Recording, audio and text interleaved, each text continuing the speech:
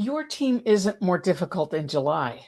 The room is hotter, and a psychologist at Iowa State has the data to prove it changes how you read people. Welcome back. This is Dr. Lisa, science backed, soul supported day one of the heat. And today we're talking about the leadership cost of a hot room. Let me describe a week you probably had and never named. It's mid July, around 2 in the afternoon. The building stops keeping up with the sun, and by 3, the conference room has that close, heavy warmth the air conditioning can't quite cut. You walk in for a meeting that should be routine, and within 10 minutes, you've quietly decided 3 things. This person's being difficult, that one's checked out, and the whole team has somehow gotten harder to lead since spring. Here's what I want you to sit with. Maybe none of that's true. Maybe the only thing that actually changed is the temperature of the room you read them in. However, there's a researcher named Craig Anderson at Iowa State who spent a large part of his career on exactly this.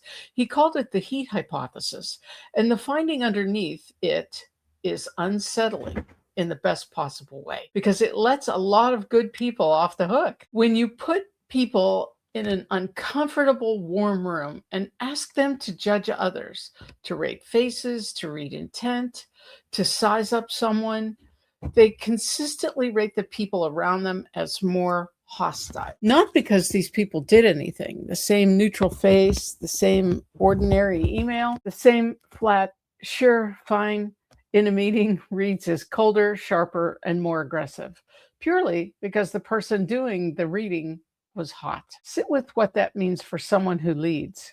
Your entire job runs on interpretation. You read tone in a one-on-one, you read intent behind a missed deadline, you read the room before you decide how hard to push. Every one of those is a judgment call.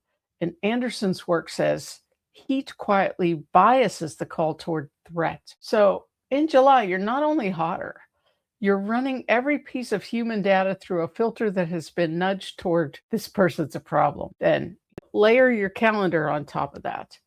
Where does the hardest stuff actually land? The performance conversation scheduled for late afternoon, not a good idea. The decision you make at the end of a long, hot commute when you finally sit down to clear the inbox? The reply you fire off at 4 o'clock on the worst day of the heat wave.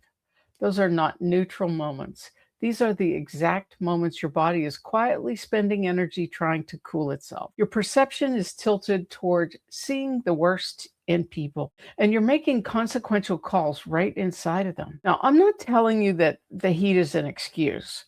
Your team's real issues are still real. What I'm telling you is that in summer, there is a second layer sitting on top of real issues, a physiological one, and most leaders actually never separate the two. They feel the friction, they assume the friction is the people, and they make decisions about them. They feel the friction, they assume the friction is the people, and they make decisions about them based on a read the temperature wrote for them. Here's the shift, and it's small, and it changes a great deal. You don't have to try harder to be patient. Trying harder to be patient in a hot room is like trying harder to read in a dim light. You just can't do it. But you're fighting the conditions instead of changing. The move is to notice the conditions before you trust the interpretation. Before you decide someone has an attitude, before you decide your team got difficult, before you send that sharp version of the email, one question. How hot is it in the room and how hot am I? That single pause doesn't make you soft. It makes you accurate. It puts a half second between the heat and the verdict. And in that half second, you get to ask whether you're reacting to the person or to the thermostat. In July, more often than you would expect, it is at least partly the thermostat. So this week, run a quiet experiment for me. The next time everyone around you seems harder to deal with, before you do anything about it, check the temperature, the room's and your own. Notice it. You'll be surprised how often the difficult team turns out to be a warm one. And if everyone got harder in July is a season you recognize, tell me in the comments. I'd like to see how many of us are nodding right now.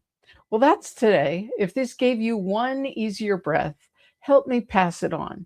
Like, subscribe, share, and drop a comment because I read every single one. Every share brings one more person into the Nezzen community, and that's how we build this, one steadier day at a time.